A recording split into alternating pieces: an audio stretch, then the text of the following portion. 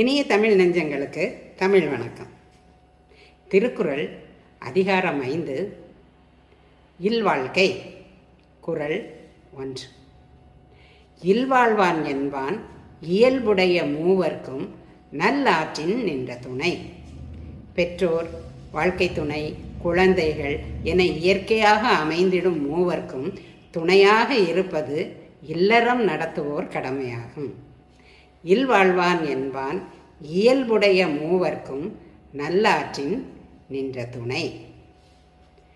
He will be called a true family man who helps parents, children and relatives.